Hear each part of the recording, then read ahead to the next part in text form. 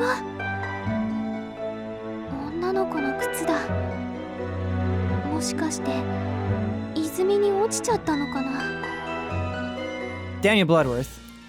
A couple weeks ago, I was invited by NIS America to kind of check out their lineup of games, particularly 2022 games. Yeah. And you're a perfect person to have on because what I think is neat about like seeing something from NIS America is the two games that I'm going to talk about, I think, are like smaller games, unknown games. You always do a good job of bringing those games to Frame Trap. So I thought it'd be fun to kind of bounce these things off of you because I think they're at the very least like pretty interesting. Yeah. And they talked about a number of things, but I want to focus on the two games that they actually showed gameplay demos of just because I was able to go more in depth. I have a better understanding just because I actually got to see them played. And the first is The Cruel King and the Great Hero is what it's called. And it's coming to Switch and PS4 in early 2022. And there's two things about this game that kind of stand out immediately. The first is the art style. It's a very like painted storybook art style, and they really lean into that presentation with the animations. It's almost like these paper cutouts are kind of being, like flip booked back and forth in a way. Cool. And when you're in story cutscenes, like pages will actually turn to kind of give that impression, which is really neat. The next thing that I like is I love the story setup of this game. So you play as, her name is Yu, and she's this daughter of this great hero who is no longer around. And the great hero defeated this Dragon King. It removed the horns of the Dragon King. And it kind of took away its power. But after that, the Dragon King and this great hero, her father, became friends. And when he died, when the great hero died, he was like, Dragon King, just please take care of my daughter. And so you kind of go out on this adventure inspired by your father, and you're being guided along by the very monster that your father helped defeat. And I don't think you know that yet. I think you kind of learn that throughout the course of the game, or she, like you know that, the player, but she doesn't know that. Okay, that you kind of have this like this Dragon King helping you in the background. And so I think that is a pretty neat setup. And you herself seems super likable too. The way that they described her in the demo is like, she's just kind of has this irrepressible optimism, and like people really confide in her and trust in her. And what's interesting is this is kind of manifested in combat, because in the short gameplay presentation that they had, you got one other party member, this girl named Flora, and she had 1/4 of the HP that you had. And so you really have to like be careful. It's like, Flora can't take nearly as much damage. Like she can hide and raise her evasion, but she can't take nearly as much damage. Do you control everyone directly, or is it turn-based? Or it's turn-based. Okay. Yep. Great question. So it's a turn-based RPG, and I mean that in the most like bread and butter sense. Like everything that I saw, it's like if you were to think of like what you would define a turn-based Japanese role-playing game as, it was exactly that. It's like you have attack, you have items, you have skills. It seems to be deliberately like very simple and basic. And that is actually my only hesitation going into it. Now, granted, I didn't see a lot of this game, but I was like, this is just so familiar that I wonder if it could carry an entire game. Right. This battle system, it just seems so simplistic. But they said in the demo that like despite, its appearance, that it actually has quite a bit of depth. I didn't really get to see that depth in my gameplay demo. But I think the setup and the story seem really cool, because how you meet Flora, like the section of the game that they were showing, and they said it was about halfway through the game, is she dove into this fountain, and you have to overcome these trials. And if you overcome the trials, you get a wish granted. And if you don't, you get lost in eternal darkness. Wow, and okay. It's just funny seeing like how cutesy this game is. And like you'll run around and there are cloud people with all these different funny hats on. And then just to see that line, like if you lose, you'll be shrouded in eternal darkness. So, but I think the art style is really appealing. It just seems to have a very good vibe about it. I definitely think it passes the vibe check.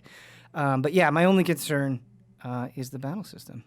And that is Cruel King and the Great Hero. Not too much to say, again, pretty short, but any questions you can think of? Yeah, I guess in terms of just progression, is it like again, you're saying like standard kind of like overworld town dungeon kind of setup, or I can't even speak to the overworld because they didn't go into that. It seemed like, because it's chapter based, I wonder if you just kind of go from one area to the next, and like you can explore that area as you're going through it. There are random encounters as well. I guess I should mention yeah, that's that. good to know. Yeah. But I didn't see an overworld, so I'm not sure if that's in the game. And character progression is actually really interesting because, like, when you get Flora, she seems very fragile, and I wonder if throughout the course of the game, if you like form this bond with her, if you can really build her up. I don't know. So that's a good question as well.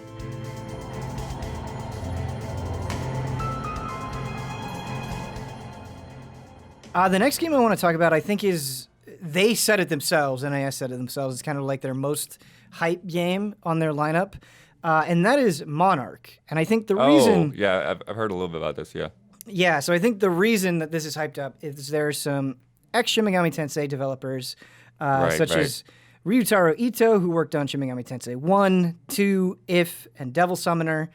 And the character designs are so great. Like, I'm really into just that style. It's almost Danganronpa-esque, but the character design is done by Soben, who worked on the Overlord anime, if anybody is familiar with that. I have not watched that myself. So it's got kind of this, like, legacy behind it. And much like the previous game that we were talking about, I think Monarch has a lot of cool ideas that it's working with. So you wake up in this academy, and this academy is separated from the rest of the world by this barrier. And you have to form... There are these demonic authorities, and they're based off of the deadly sins. So the boss fight that they showed, they were fighting against somebody who formed a pact with Pride. And you form a pact with Vanity. That's kind of your pact, and you have to. As you're exploring this academy, there's this mist, and you like.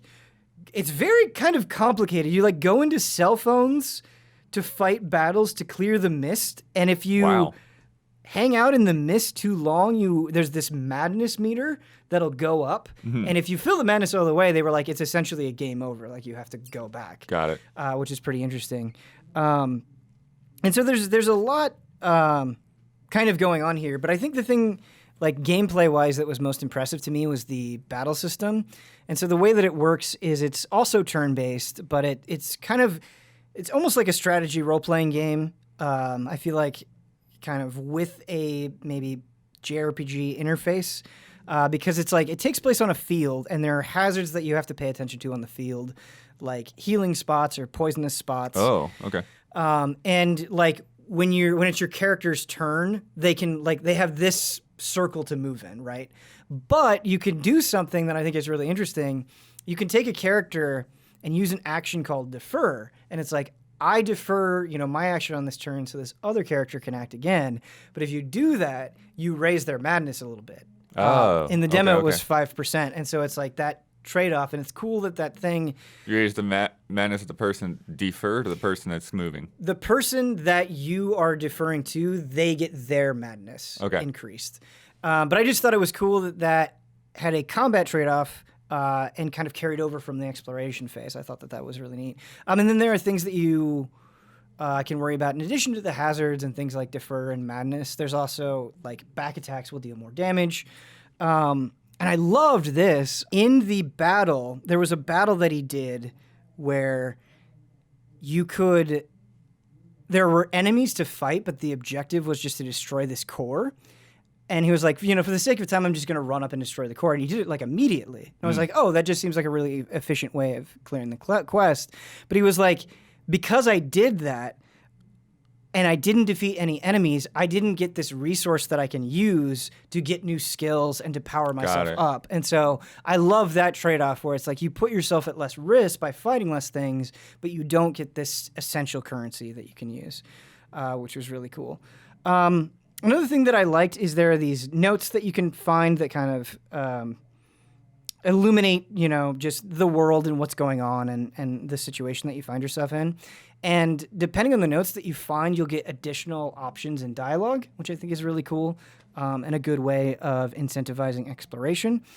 Boy, in terms of what I didn't like, though, the dialogue, the small snippet that I heard was not good. Oh, yeah. The acting. Yeah, so they were showing off the English dub, but even just like the writing of it, it was so stiff and kind of like highfalutin, and it was like, this is not how people talk. You know what I mean? It just didn't feel natural, and it was easy to tune out as a result. It just felt very heavy all the time in a way that wasn't.